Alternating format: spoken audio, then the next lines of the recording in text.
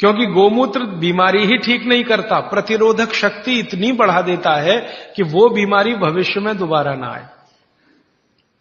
तो समझ में आया कि बाघभट्ट जी तो कुछ गलत नहीं बोल गए, सही।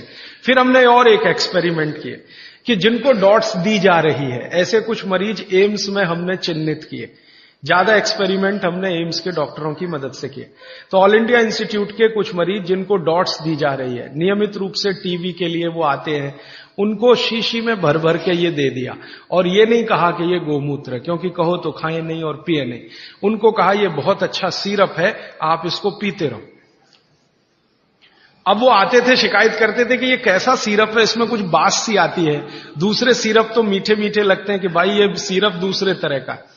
तो उनको बताएं तो पिए नहीं, और हमारा एक्सपेरिमेंट हो नहीं तो हमें तो करना था, तो उनको बताया गया। तो ये हमने देखा कि डॉट्स का जो काम करने का है, डॉट्स माने उसके जो माइक्रोन्यूट्रिएंट्स, उसके घटक जो शरीर पर काम हो रहे हैं, गोमूत्र पीते ही उनके काम करने की शक्ति 20 गुने से 40 गुनी बढ़ गई।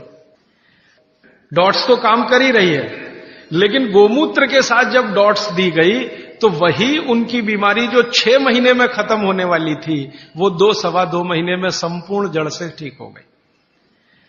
फिर जब वो ठीक हो गए, तब उनको हमने बताया कि भैया वो शीशी में भर के जो दिया था वो गोमूत्र था। तो तुरंत नाक चढ़ गई उनकी, ठीक हो गए। कहते हैं जी आपने तो बहुत अच्छा कर दिया, हमको हमारी संभावना नहीं थी कि हम जिंदा भी बचेंगे, लेकिन नाक तब भी चढ़ गई। तो ये जो नाक चढ़ती है हमारी, ये अब कम कर दीजिए इसको चढ़ाना। गाय